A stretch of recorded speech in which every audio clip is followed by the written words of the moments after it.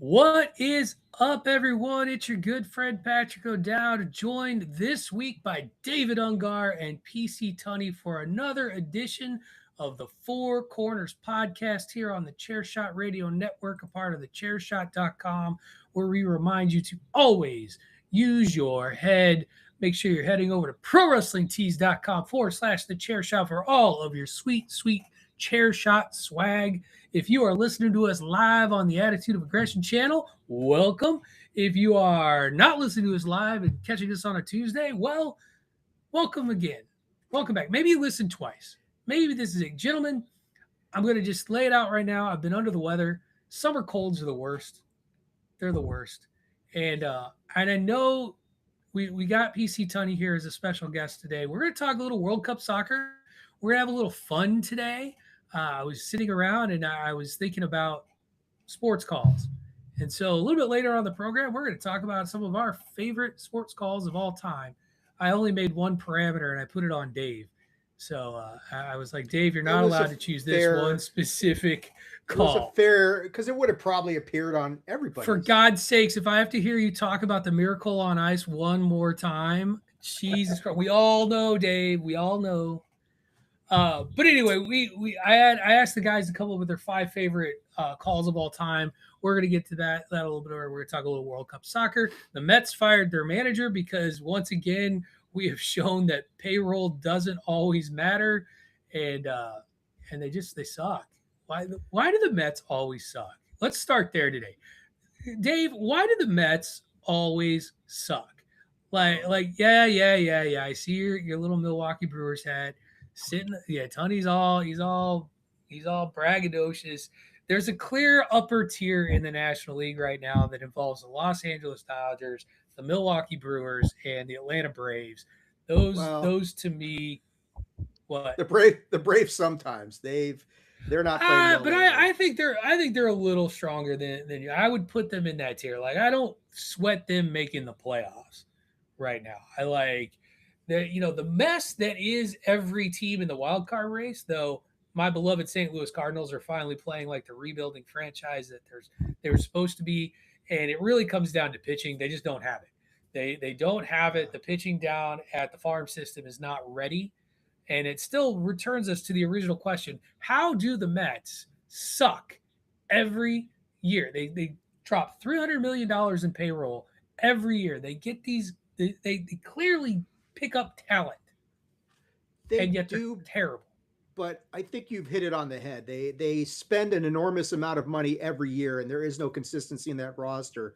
Whereas if you compare and contrast that to the Dodgers, who spend an exorbitant amount of money every year, but there's not nearly the turnover with that organization that you see with the Mets. It helps when Shohei Ohtani costs $1 million a year right now. Well, yeah, but he's there for the last 3-4 years. So the Dodgers have chemistry. I know. And I think chemistry really matters a lot in baseball, more than people give it credit for. And the Mets, they just, the Yankees are the same way as the Dodgers. They spend money here and there, but the core of that team remains intact. And tell me what the Mets core has been the last 3 years, other than maybe Soto and Lindor. I'll contrast that with Tunney's Brewers, and we'll bring Tunney into the conversation about what the Brewers do, because the Brewers really grow their own talent extraordinarily well. And have grown their own talent extraordinarily well to where they can lose a guy, whether it be to payroll costs or whatever, but they have another guy ready. And Tunney, I don't want to put words into your mouth too much when it comes to the franchise, but you frequently talk about there's always another arm, it seems, ready in the farm system to come up and pitch. And that's the thing. Like, when I look at how the Brewers are successful, and in the way that they're successful versus a team like I'll use my Cardinals as an example. Their problem right now in St. Louis is that they killed their farm system. Like, there was a damning article a couple of years ago by Katie Woo about just the lack of effort that John Mozeliak, new interim GM of the Angels, by the way. So good luck there, kids. Sure. The Angels, wow. Oh, he's only staying till December, though. Don't worry. He's bringing along one of his pitching coaches, Kyle Loesch. He was great. Sorry, if you're an Anaheim fan, if you're an Angel fan, Godspeed. But the Cardinals killed their farm system. And so right now, Chaim Bloom spent last year restarting this system. Hiring, like, they were undercoached, they were understaffed. So rebuilding all that, and they are trying to emulate what they're doing in Milwaukee right now. I remember I like going to the games in the 80s and early 90s because you could sit wherever you want. I went to a County Stadium game. I was in County Stadium once. Go wherever you want. There's no one there. And then along came CC Sabathia, and one magical season turned the Brewers into a powerhouse for the next 2 decades. Really, I mean, they're one of the most winningest franchises, at least in the last 10 years. You talk about a guy like Priester and Woodruff, who have basically missed. Priester's going to miss the whole season. Woodruff just came back. Their best two pitchers from last year on a team that led the league in wins are out. And now they're still doing what they're doing, 20 games over 500, just under halfway through the season. And like you said, there's like 3 or 4 more guys that are really, really, really, really, really good that aren't even up with the team yet. So it's just fun. I got to give Craig Counsell credit for creating a clubhouse and a clubhouse culture that guys bought into, and that Pat Murphy's carried on and almost taken to the next level. That guy is ridiculously amazing, and to get rid of Counsell and then have Murphy come in and win Manager of the Year and beat the best team in baseball, it's just, can we ever beat the Dodgers in the National League Championship? So we'll see. That's the $1 million question. Yeah, can anybody beat the Dodgers in any series? You know? Yes, the Dodgers. People talk about the Dodgers like they're this monolithic team. Like, yes, they make the playoffs all the fucking time. They've won like 2 World Series. Well, and it's funny you mention that, because up until the last couple of years, they were notorious for choking massively. They're beatable. They're still beatable right now. They are. Toronto had them dead to rights last year. 2 World Series they've won. They've beaten us in the National League Championship. So. Well, and here's my thing: I do think eventually pitching is going to win out for the Brewers. I think that the Brewers are a franchise to pay attention to. That they're going to finally get that World Series, and I'll be a polite Cardinal fan that resents you when you do it, because right now, like, it stinks to see another franchise be the proud franchise. Like, as a fan, the fan in me hates what the Cardinals became under the end of John Mozeliak and Bill DeWitt the third, whichever owner it is. They just announced a big like ownership shakeup that has Cardinal fans being like, more of the same. It's not more of the same. It'll be fine. Wow. Chaim Bloom I actually believe in this general manager for the Cardinals. Well, like I complained about my team, right? The Nationals. We were talking about them last week, Pat. Our teams were like overachieving, and then the Nationals go and take a 4-game series with the Phillies where they won the first game. They led or were tied in the 9th inning of the next 3 games, lost all of them. At least you were in those games. Like, the problem that I've been not make me feel better. as a guy who has been watching his team imploded against the Royals, we're imploding against the Marlins. The Marlins are good, man. I don't care that they're good. If you are a franchise that is going to claim to want to be competitive, and yet you still march out Matthew Liberatore to pitch, that is malpractice. That is coaching malpractice. You got to put him in the pen, and he's one of 2 problems in that rotation. And the problem with the Cardinals is that right now their young arms aren't there yet, and they're not ready to come up. Miami 18-5 in June, best record in baseball. Yeah, they're great.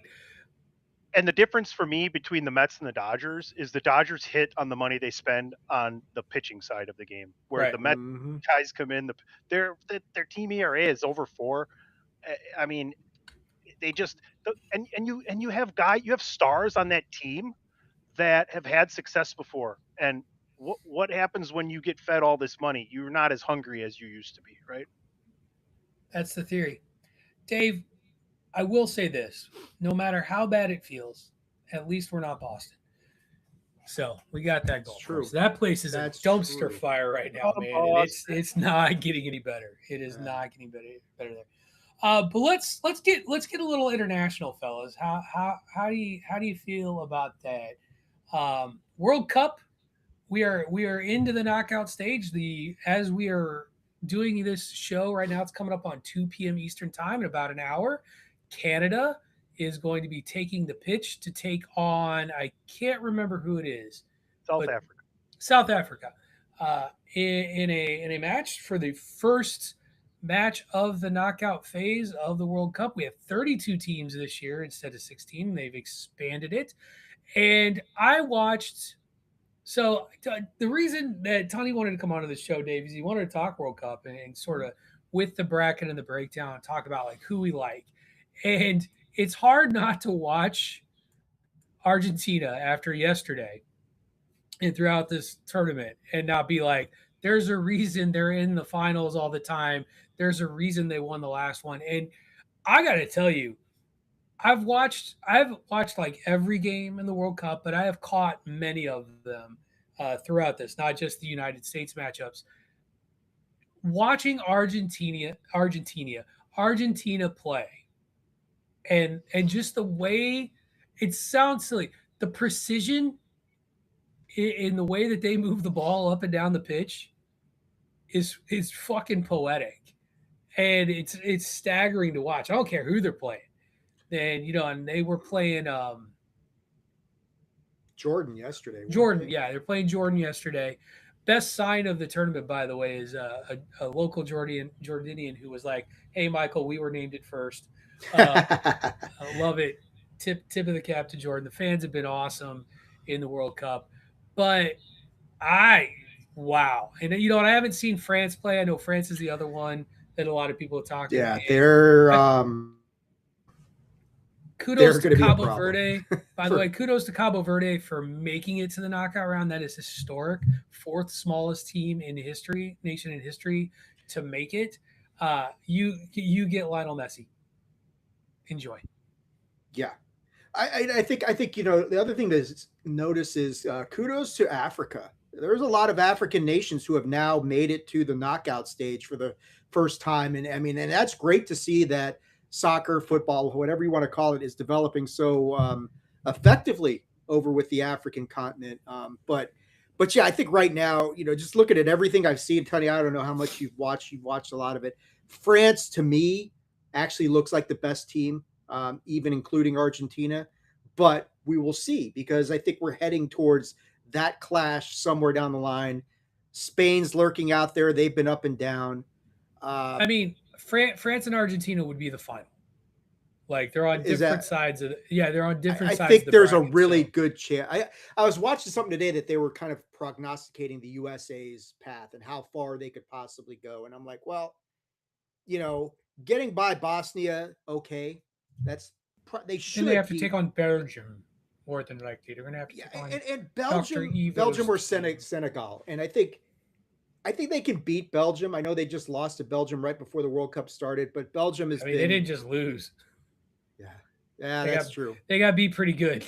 They got mollywopped. But we're going to talk about the United States a little bit, because I want to talk about their path into this and whether we should care too much about that match against Turkey. I'm not sure. Call him Turkey. Just add A after saying Turkey. Turkey. It's just my Midwest East Coast sensibilities are thrown off by the whole thing.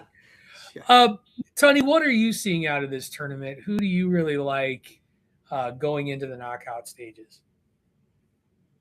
Without going over the U.S. chances, we got a lot of great second round matchups. You guys talk about how good France is, and I completely agree. They're easily probably, I think they're the second favorite behind Argentina, which makes a lot of sense. You talk about Argentina, it's a chess checkers kind of thing when they're playing a team that's not as good as them, right? Messi doesn't really even run much. He just gets himself into position. He can almost see what's happening 3 moves ahead, like a chess game.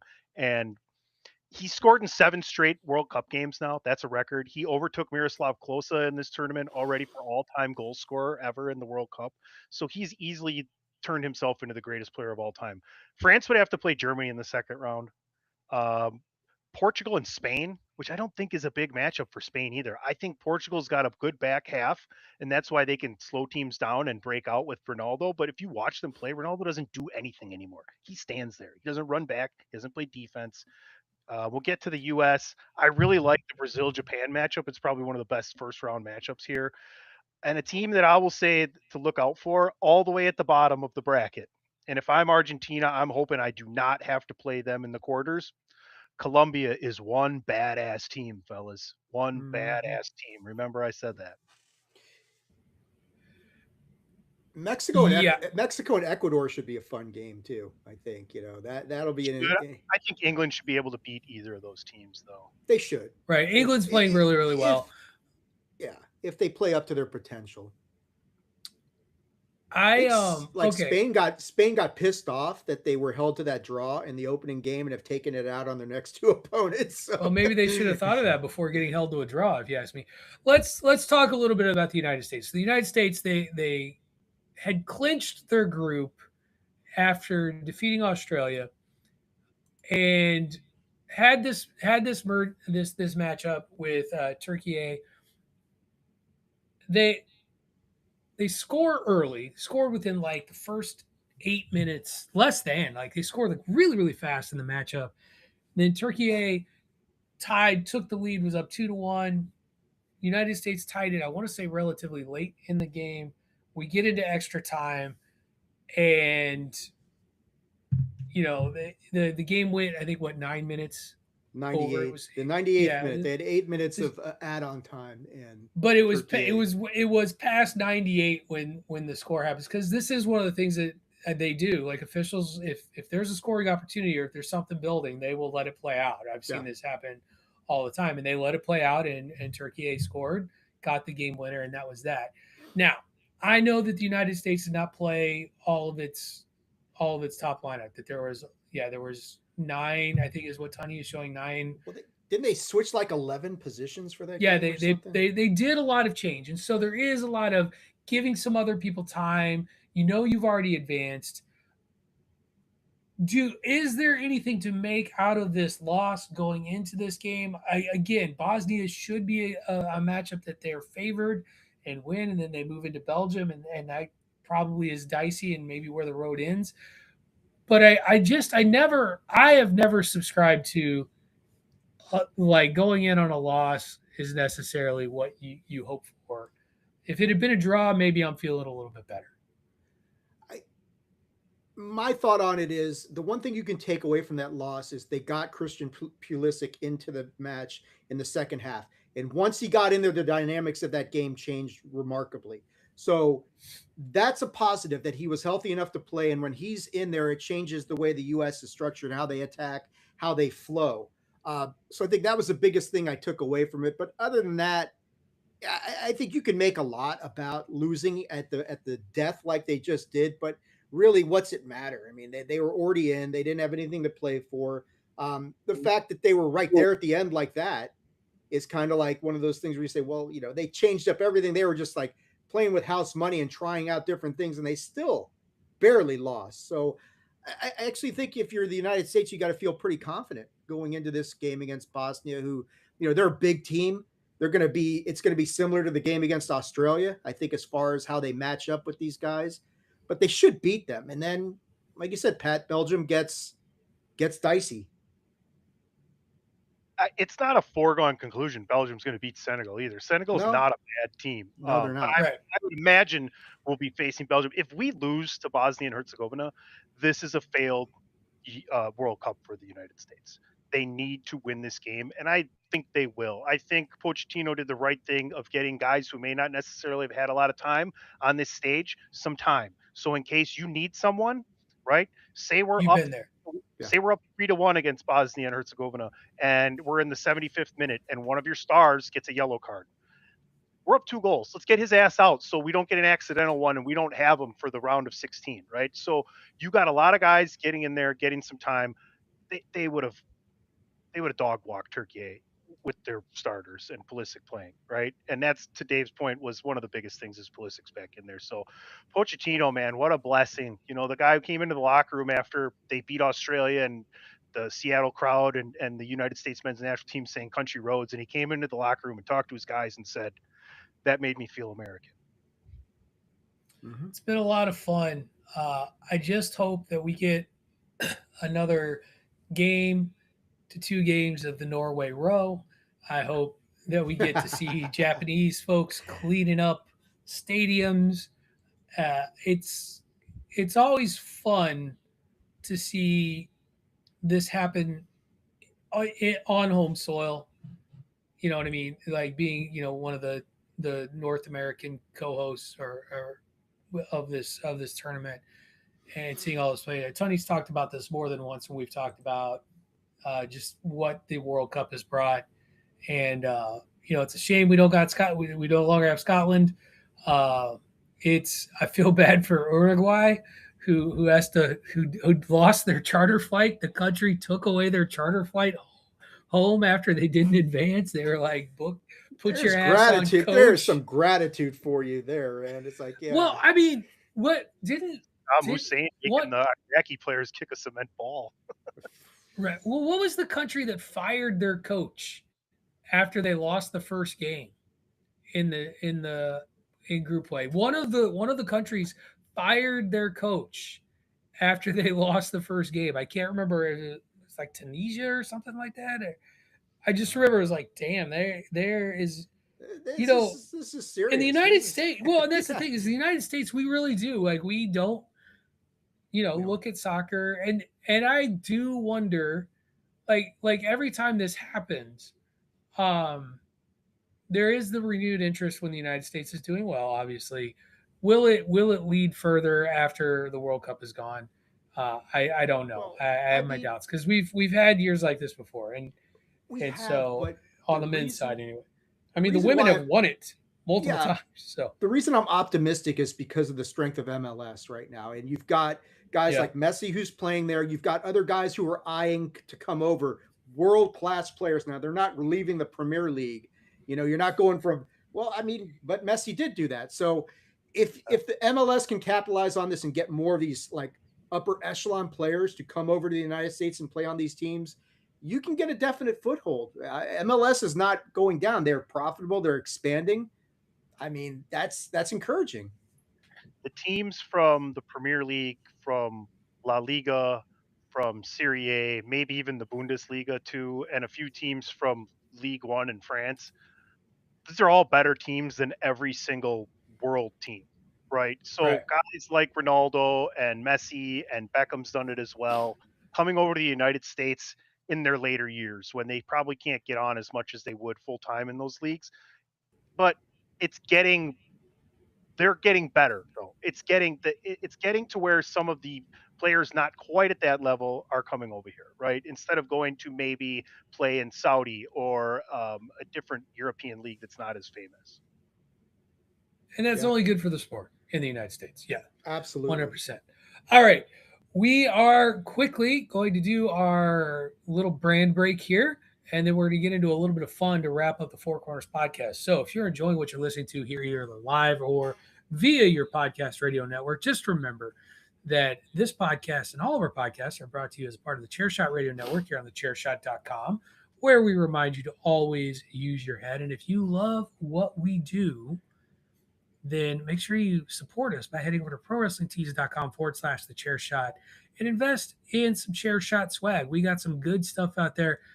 Though we don't have a Four Corners podcast shirt, don't know that there's a market for us, Dave. Our faces really are built for radio. Yeah.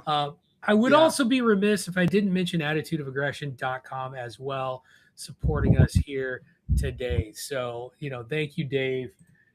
No, look at that. There's the studio up there for all to see. Man. There it is, buddy. Always use your head. There's a shirt. We got all of the good stuff popping up here on the video. All right. So I'm sitting around the other day and I was just waxing nostalgic, as I tend to do every now and again in the summer. And I was thinking back to, I've been going through this rewatch of various baseball films. I've talked about this on Bandwagon Nerds, and one of the movies that I watched last week that I talked about on the show is 61, which is the Billy Crystal's story of the Roger Maris and Mickey Mantle chase after Babe Ruth's single season home run record. And the movie is bookended by Mark McGwire's chase for Maris's record. And it plays a lot of the calls from those games, and it plays Joe Buck's call from when he hits 62, and it's a really good call. And I remember where I was when Mark McGwire hit 62. I was in my dorm room on my floor. The floor celebrated, like the place went crazy. And I remember Joe Buck saying, "Touch first, Mark," because as he goes up, he catches up with the first base coach, jumping around. He misses first base. He has to go back and touch it. And that's where it was a line drive, barely got out of the stadium. Yeah. It was an oppo, or it wasn't oppo. He yanked it. He pulled it down the line, and just got off the facade there over left field. Yeah. And it was probably the shortest home run of the ones he hit that season, was 62.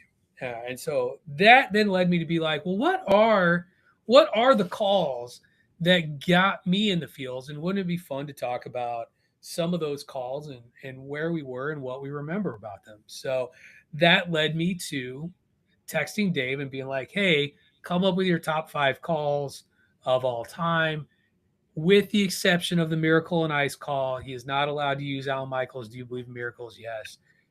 Because every time we talk about this, it is well known that it's Dave's all-time favorite. It is number one. Without question. And actually, one of my favorite calls of all time that I want to put on this, I couldn't find.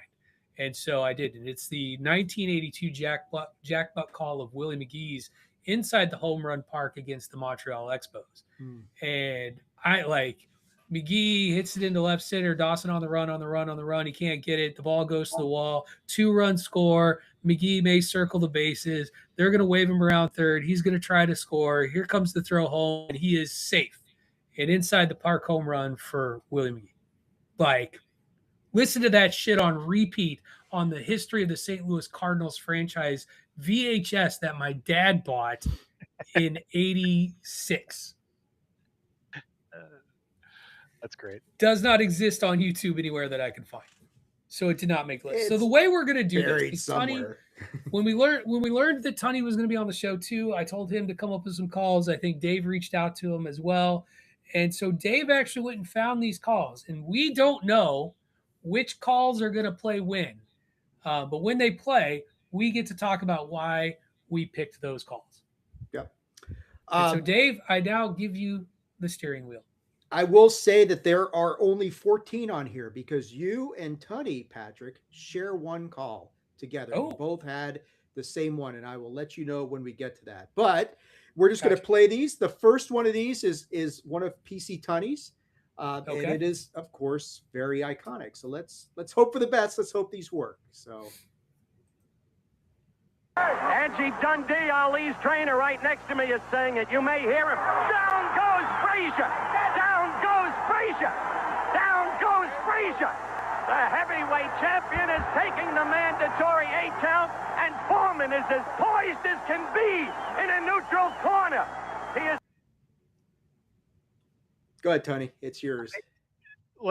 This is peak. This is the peak of heavyweight boxing, right? When we had Ali and Frazier and Foreman and Norton, all the battle. There's so many guys that were just below them that you might not recognize or hear about. But Ron Lyle, Jimmy Ellis, Jimmy Page, not Jimmy Page. Sorry, that's a Led Zeppelin guitars. But to pick this one it's one of Howard Cosell's most iconic calls as well, and I think everybody knows it. And when you have a phrase so epic and repeated 3 times, it's just I wasn't born yet when this happened, but I've watched back these clips, and I love watching the old boxing clips, and it's so old timey and nice, and just one of the most legendary calls in boxing history. Well, to get some context on it, because we started on that clip before it happens, but right before Frazier gets knocked down, it is Ali's trainer, Angelo Dundee, telling Howard he's hurt, and Howard saying, "You heard Angie Dundee say it," and then he gets knocked down. And then it's the first of 6 knockdowns in 2 rounds for Foreman to win the heavyweight championship. Yeah, it's awesomely iconic. I can't really add to that. Like, that's what it is. It's easily one of the most famous calls in all of boxing. Tell you what, you can add to this because the next one's one of yours, buddy. So here you go. Men on early. And a runner at third, nobody out in the first and didn't score. Second and third, one out in the second and didn't score. Smith corks one into right down the line. It may go. Go crazy, folks. Go crazy. It's a home run, and the Cardinals have won the game.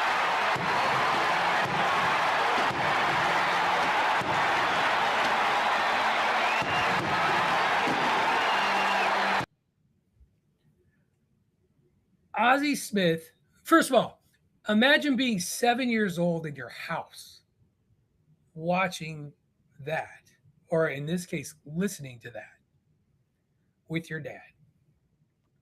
I thought the Cardinals were going to win forever. Like, I was 7. Ozzie Smith, the smallest guy on the damn team, pokes a right field home. He's batting left-handed. He doesn't even hit well left-handed off of Niedenfuer for the Dodgers, their closer. And you want to talk about a series that haunts a man? Because he gives up the game-winning home run to Jack Clark in the Game 7. Because this didn't win the series for the Cardinals. This just kept them alive. And, Ozzie Smith, least likely guy, hit a home run. Defensive shortstop, known for getting on base and stealing bases alongside people like Vince Coleman. Hold on. You can't call Ozzie Smith defensive shortstop. You say the greatest defensive shortstop of all time, backflipping wizard motherfucker. And until he tore his rotator cuff, then he couldn't do it anymore. But I was 7.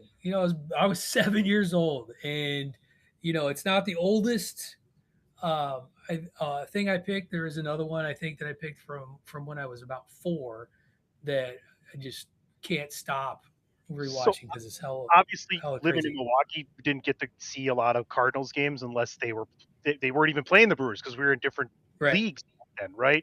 So my favorite thing for however many years it was to watch the beginning of the All-Star game and watch Ozzie do his backflip as he went out to shortstop. Yep. And he did it until doctor said you tore your rotator cuff. You should probably not do it anymore. Maybe not do that. Right. So, well, Pat, you've got another one coming up here, Patrick. So. Okay. Can they do it with time running out? There is Ingram to bat the ball away.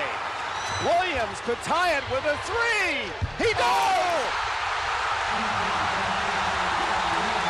Tied at 80, 38 seconds to go. And all of a sudden, we are tied at 80. What an incredible run by Illinois. And now with 31.2 seconds left to go, effectively Arizona, if they're strong with the ball, can wait for a last shot. But what an incredible comeback by this Illinois team. Who was the other guard with Darren Williams? T. Brown, Darren Williams, James Augustine, Roger Powell, and Luther Head. They actually had a 3-guard lineup. Luther Head was also it was a 3-guard lineup. They didn't have a true center. Augie was only about 6'9", and but is the all-time leading rebounder in Illinois history. And Illinois fans to this day in 2005 argue that by some magic, Sean May was able to draw 5 fouls in 11 minutes on James Augustine in a national championship game. And there's an old ESPN commercial where a North Carolina driver gets pulled over. He's like, I'm only 2 miles over the speed limit. Is that okay? And the driver the cop looks at him and is like, not in Illinois, it isn't. Gives him the ticket and walks away. We were very bitter about 5 fouls in 11 minutes. But Illinois, Arizona in the Elite 8 for the right to go to the Final Four. Arizona was up 15 points with 2 minutes to go in that game. And Illinois came back, and Darren Williams' 3 was the tie on a turnover out of bounds. Like, Arizona was trying to inbound the ball. Jack Ingram taps the ball and gets it to Darren Williams, and he gets that 3 off and knocks it down. And then Illinois ultimately wins the game in overtime.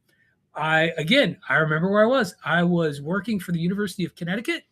I was watching it in my apartment in the dorm that I supervised, and my wife thought I was going to have an aneurysm because how I don't even know how to. I still to this day, and much to our good friend Ray Cash's chagrin. I was gonna say, you don't want to know who else remembers where they were. He absolutely remembers where he was. I guarantee it. But I was done. I was like, damn, this sucks. Like, we've come this far. We're going to lose like this. And then to come back and win that game, like every one of these clips that I picked outside of one are ones that I have deep emotional attachments to. And this is, 1,000%. Yeah, that was really cool. I hear you. Like, two of mine are very emotionally attached to me, and the way it's going to work out is all 5 of mine are going to come up next. It's just how they flow alphabetically. So sure, just hang in there, guys. Mm-hmm. But this first one is obviously Pat will recognize this, and it's very personal to me. So tag on the right wing to Crosby. Poke check away, and now the counter. Here come the Caps. Kuznetsov gets loose. Evgeny coming down the middle. A shot, and it comes in over. He scores! He scores! Evgeny Kuznetsov wins it for Washington! It's off to the 3rd round. The Demons have been exercised. Good morning, good afternoon, and good night, Pittsburgh. We're going to Tampa Bay. The Capitals have done it. They slayed the Penguins. All of the heartache, all of the demons. The 2-time defending champions are going home. Dude, this is the closest thing I've ever experienced to a real life exorcism. Because that fucking goal by Evgeny Kuznetsov erased so much heartache involving the Pittsburgh Penguins, and you could hear it in John Walton's voice there. I mean, it was just, he felt it. Every single Capitals fan felt it. And with all due respect to Lars Eller and the cup winning goal, that is the most important goal in Washington Capitals history by far, because it got us past that obstacle that had fucking killed us for so many years, especially that particular team. And 2 years in a row dealing with them in the playoffs. So, well, the fact that you guys actually use it to go on and win the actual Stanley Cup, it wasn't just something to say, "Hey, we got past our rival." No, you use that as accelerant on the fire. That boosted you. Home. Yeah, I got to tell you. No, you beat Tampa. Fuck you. Sorry. I tried to find a call in the St. Louis Blues Stanley Cup run that was like that, and the Game 7 win was kind of Well, no, it was so anticlimactic. They won 4-1. Like they. No, I mean the only call that it really gets there is a moment where Jordan Binnington makes a save. It's a crazy set of saves. That was as close as I could get. But no, I wondered what Caps Cup run call you were going to pick there. That's a good one. That's a good one. Next one will be good because we've been talking World Cup a little bit, so you guys will definitely recognize this one. To Guardiola, who plays it deep. Saifi with a header. Howard gratefully claims it. Distribution, brilliant. Landon Donovan. There are things on here for the USA. Can they do it here? Cross, and Dempsey is denied again. And Donovan has scored. Oh, can you believe this? Go, USA! Certainly through. Oh, it's incredible. You could not write a script like this. Like, you guys, what's up, Tony? Did the anniversary of that happen not too long ago? I think so. It's like 20. Because I swear I got it on a Facebook status somewhere, like memories on Facebook. But like, you guys talk about like remembering where you were when something happened. Like, I know the guy who I was working with, and we just talked about it like a couple weeks ago. We were out having a couple beers, and we're remembering like both of us showed up to work late because we were the 2 attorneys working at the county. We both showed up late because this game was on in the morning and we could not pull ourselves away. And then Landon Donovan scored that goal and threw the United States through into the knockout. They had to win. A draw would not get them there. They had to win. And they scored in like the 90th minute where Donovan got that rebound and put it past the Algerian goalie. But that's always been one of my favorite calls. Okay, I'm going to keep rolling. I got one baseball call in here. Let's see if you guys will probably recognize this one. No balls and a strike to Martinez. Line drive, we are tied. Griffin is coming around. In the corner's Bernie. He's going to try to score. Here's the division championship. Mariners win it. Mariners win it.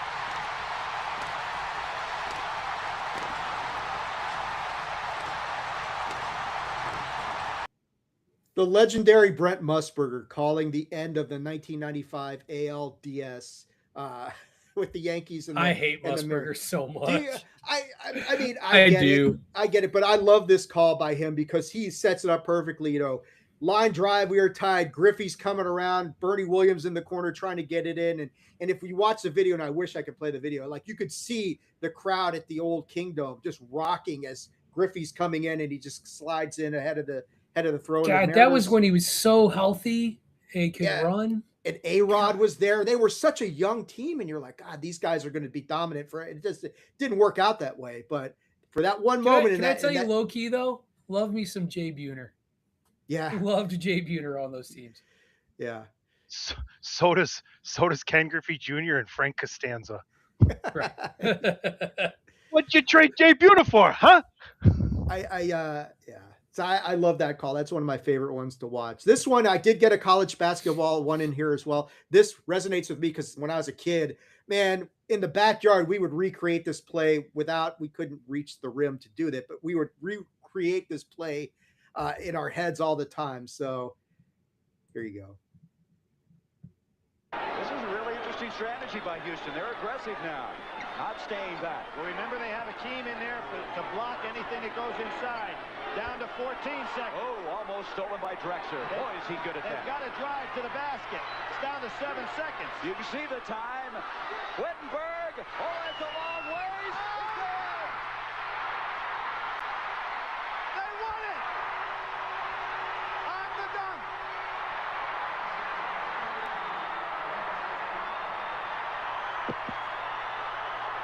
Now Jim Valvano's looking for someone to hug. That's right. Right after Lorenzo Charles dunks it in, and Jimmy Valvano looking for somebody to hug. And just one of the all-time great NCAA championship runs of any team ever was the NC State, the 83 Wolfpack. Just when you beat Virginia with Ralph Sampson, and then you beat Houston with Akeem Olajuwon and Clyde Drexler. You've accomplished something.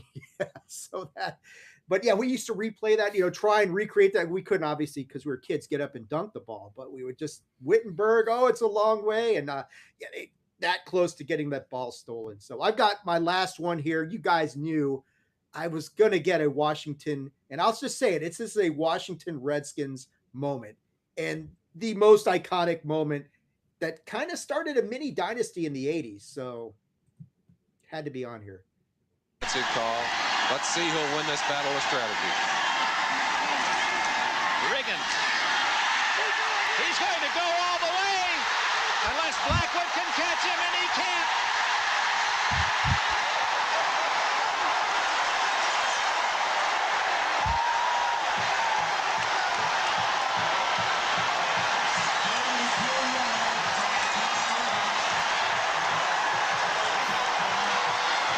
What a tremendous play, but the key to this play was motion. Key to the play was motion because Don McNeil, it falls down because of the motion in Riggins. And I mean, you've seen that Riggins hits the line and he's just holding on for dear life. It's like, you have no hope of bringing this guy down. And he goes 43 yards. And it was cool because I was at that game. I was at that Super Bowl live watching it happen. So I didn't hear the call until like a week later where we got home and I listened to it. But man, that gave the Redskins their first championship and set them off. So, I mean, what can I say? Thank you. Thank you. Mine are all done. I'm going to go to you guys. This is the one that PC Tunney and Patrick shared, and this is an iconic call if ever there was one. All right, here we go with the kickoff. Harmon will probably try to squib it, and he does. Ball comes loose, and the Bears have to get out of bounds. Rodgers along the sideline, another one. They're still still in deep trouble at midfield. They tried to do a couple of... The ball is still loose as they get it to Rogers. They give it back now to the 30. They're down to the 20. Oh, the band is out on the field. He's going to go into the end zone. He's going into the end zone. Will it count? The Bears have scored, but the bands are out on the field. There were flags all over the place. Everybody's milling around on the field. The Bears have won. The Bears have won. Oh my God! The most amazing, sensational, dramatic, heartrending, exciting, thrilling finish in the history of college football. California has won the big game over Stanford. Oh, excuse me for my voice, but I have never seen anything like it in the history of I've ever seen any game in my life. The Bears have won it. There will be no extra point. Go ahead, guys. I love that there will be no extra point. The best part of that call for me actually are the bookends of it. So you clipped it right before the kickoff where the announcer is giving credit to Stanford because Stanford had taken the lead. Like they came back and he's just like, you got to hand it to Stanford for doing this comeback. And then the chaos happens. And then the end where that guy is like trying to wrap his brain around what he just saw. And just radio is such a lost art. Like good play-by-play is such a lost thing. And this guy's just in the moment coming off of it. And, you know, it was four. And that game was, I think that shit was played on repeat across the country for the rest of the season. That call was played on repeat across the country. And still, in my opinion, amongst the most iconic college football calls of all time, without question. Yeah, that was right up there with. Oh, good. That was Joe Starkey. I think my favorite part, Patrick, the only thing I have to add what you said and go right back to is the visual ending of it, where when the player finally gets in the end zone, completely creams some band member. Right. Like double feet off the ground, pancaked. And unintentionally, but these people are just all over the place. It's a hilarious visual and an even better call. Right. And, you know, I was going to say, it ranks right up there with the Iron Bowl missed extra point or missed field goal run back. That is Music City Miracle. Music City. Well, that's pro though. Right. Yeah. Yeah. College football. But yeah, the Music City Miracle call is iconic as well. Yeah. That was actually the first clip I went with, like, as I was going over these of like my favorites. And so. Yeah, I gotta apologize. Great minds think alike. I realize that some of these weren't added, so I'm adding them in, so there will be out of order, but mine are all done. But this next one is for the one and only PC Tunney. So here we go.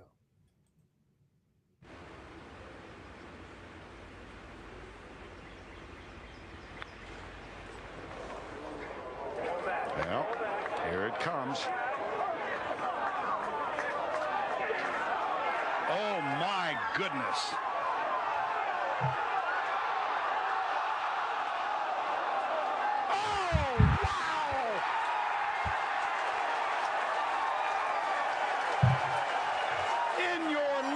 Have you seen anything like that? This guy's pretty good. I love that. This guy's pretty good. I mean, yeah, he ends up being pretty good, huh, Tony? I'd say Vern Lundquist is pretty fucking good. He really is. The greatest Nike commercial of all time. That ball sitting on the edge of that cup with the Nike logo just slowly rolling up and over and in. One of the most amazing playouts of a shot I've ever watched live. And I closed my eyes because I could picture exactly what was happening and showed, like, literally both arms went goosebumps just remembering that. I'm going to stop there because I don't want to talk about the guy that made it happen. Okay. Fair enough, man. This next one is for Mr. O'Dowd. So, how many World Series Game 6s have ended with a home run?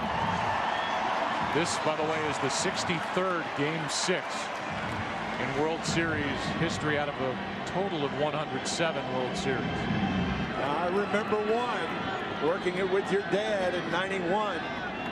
Kirby Puckett, Jack's famous call. We'll see you tomorrow night. There's one inside, 2-0. Nothing else. We'll see you tomorrow night. Freese hits it in the air to center. We will see you tomorrow night.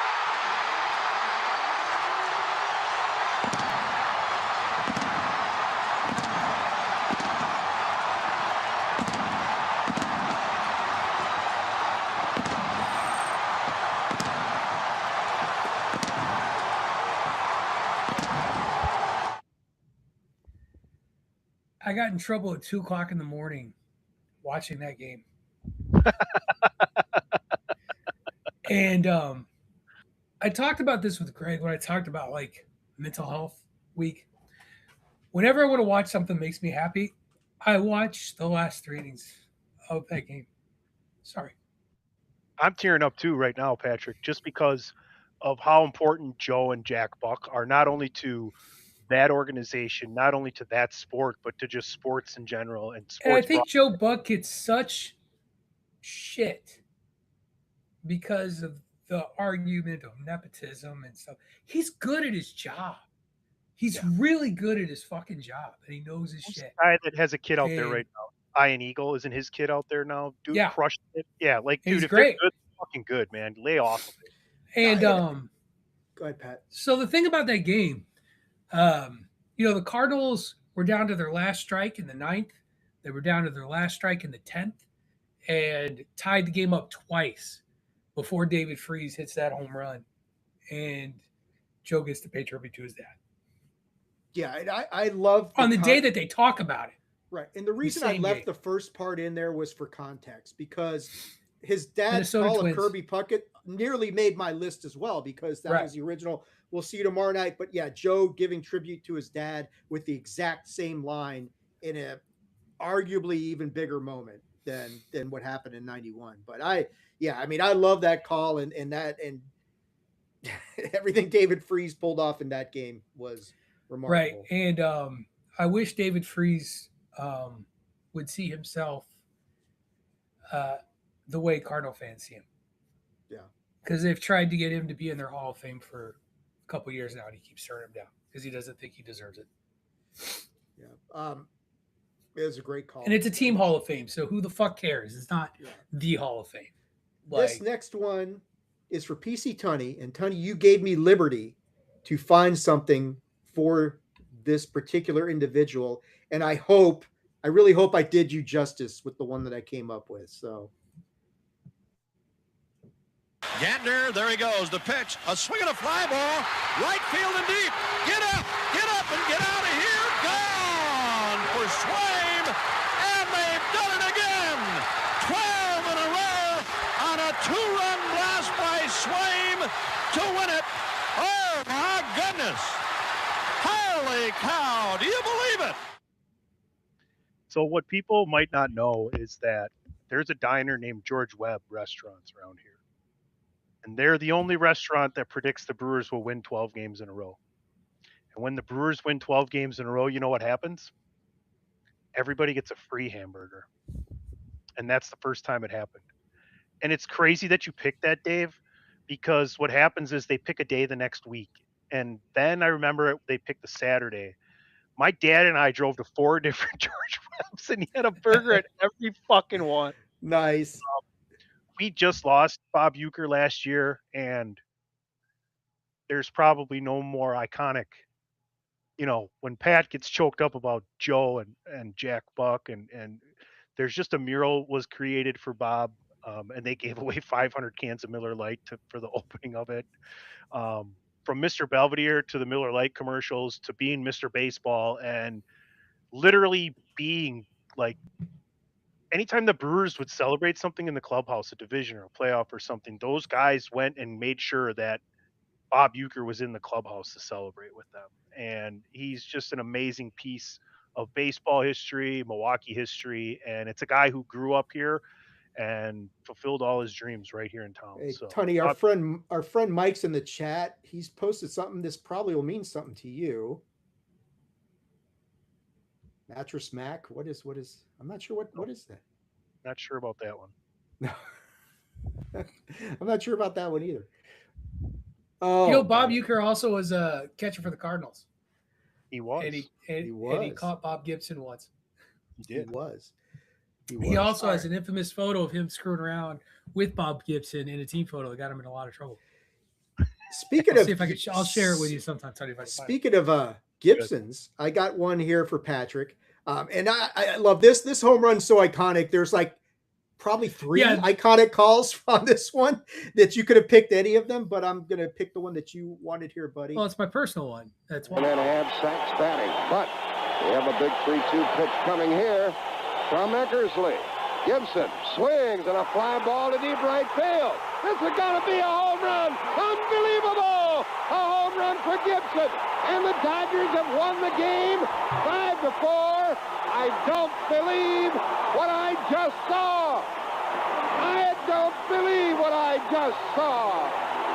Is this really happening, Bill? It is happening, and they've got to help him home. The third base coach, Joe Malfitano, had to give him a little push, and all the Dodgers are around home plate. I don't believe what I just saw. One of the most remarkable finishes to any World Series game. A one-handed home run by Kirk Gibson, and the Dodgers have won it 5-4.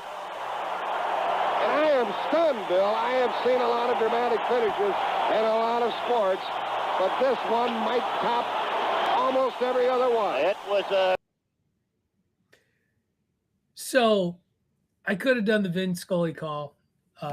Obviously, I didn't. Equally iconic. Joe. I mean, yeah. Well, and that's the thing is, I think people, back in the day, in the 80s, like, the national affiliates would pick up local guys for the national broadcast when it came to the postseason in the World Series. So Vin Scully's call of Kirk Gibson's home run in the 1988 World Series Game 1 is, played over and over and over and over again. And I just, again, much like the Cal Stanford call and the thing that I loved about Joe is just, again, it's the utter kind of disbelief that you hear, like, I don't believe what I just saw. And you watch it. And that was Gibson's lone at bat in the series. And probably won the World Series in one at bat, which is the thing that's the craziest about that is the A's did not recover from an injured Kirk Gibson hitting a home run. Off of the premier closer in the game in 1988. Yeah, Eckersley was the man. You don't hit those. And that A's team was nuts. They won you're talking. year. They won the next year with the earthquake. Yeah. And they got swept the following year by the Reds. Yeah. Right. Yeah, I mean, that's my favorite Dave team. Stewart, Eckersley, Walt Weiss, Ricky Henderson, Jose Canseco, Carney Lansford, Weiss, Mike Gallego, Mark McGuire, Dave Stewart was your starter, Terry Steinbach was there, and then you had probably, can't remember if Don Baylor was still on that team or not, but it's amazing. You look at that. I mean, that's like me and the 87 Cardinals, what you just did there. Like, I can do that all the time with the 87 Cardinals. That was my favorite. Like, how do you lose 2 out of 3 World Series with a lineup like that? But because baseball is baseball. It's great. That's right. We got one last one. This is PC Tunney, the grand finale. This one was a little bit tricky to find, but it is a classic. 5 seconds left. Boston only has a 1-point lead. Greer's putting the ball on a play. He gets it out deep, and Havlicek steals it. Over the stand throw. Havlicek stole the ball. It's all over. It's all over. Johnny Havlicek is being mobbed by the fans. Bill Russell wants to grab Havlicek. He hugs him. He squeezes John Havlicek. The Celtics win it. 110-109. Yeah, it was between that and another famous Celtic steal. First stole the inbounding pass underneath the DJ. Yeah. But I think the Havlicek thing is a little more important. It's his most iconic play, and like a guy who probably gets lost in the shuffle because of who he played in between, right? He's post Kuzi and Russell. Yeah. He's carrying the torch in between that and Bird and Parrish and McHale and Ainge, and, DJ, etc. So just great call from the Celtics there. Like, and you're saying Russell's the one who comes over and hugs him in the video. I mean, right after all this stuff happens. I mean, like, yeah, it's so, yeah, excellent pick. I've never been as connected to the NBA as I was to college basketball. We've talked about that many times, which is why you should go over and listen to PC Tony's sports podcast when he talks about the NBA all the time. You feel good about your draft? Did you give your Bucks an A? We're sure. We'll stop. Sure. I mean, it's gonna be a while again now for us. So, I hope they're not done. Kyle Kuzma needs to not be on this team. If Miles Turner doesn't want to be here, he can go as well. Man, I would still love to see them do something with these draft picks and these players they don't want. And let's turn Kuzma, Turner, and some draft picks and bring Jaylen Brown here if he doesn't want it. He can run this team. I'll take Burries and Hero and Brown and Kel'el Ware and Nate Ament and all these young guys. So we'll see. Take them all. If Mr. Brown wants to go to Washington, I will not complain. I can definitely see guys like Chris Middleton and DeMar DeRozan taking league exceptions to go play for the Miami Heat. And if LeBron James wants to win one more title and doesn't really care about how much money he makes, he may very well be back in Miami as well. Going back to South Beach. So I intentionally, when we did this little project, and thank you everyone. I hope you guys enjoyed, those of you listening enjoyed it. It was a lot of fun. I love doing things like this. I intentionally left one call off myself and what I believe to be the most famous call in all of baseball, and that is the shot heard around the world. Bobby Thompson gets Brooklyn Dodgers. Giants win the pennant. The Giants win the pennant. One of the most devastating losses in Brooklyn Dodger history. That's why they're in LA. It's not. It's because Walter O'Malley lost a fight with the biggest land baron in all of New York City. It's a fascinating story about how the Brooklyn Dodgers moved out. And Walter O'Malley took a lot of heat, but Walter O'Malley, in my opinion, did as much as he could to try and make it happen. And if the Brooklyn Dodgers don't leave, we don't have the New York Mets, oddly enough, because the stadium location that Walter O'Malley wanted wasn't a spot that the city planner wanted it. He wanted it where the old Shea Stadium would be eventually built.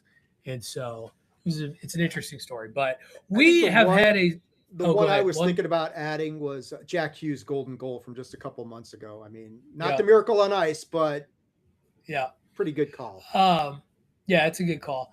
So, yeah, this has been an extended edition of the Four Corners Podcast. Went a little bit longer this week, but I think it was well worth the time and the effort. So before we get out of here, just remind everybody where they can find and follow you.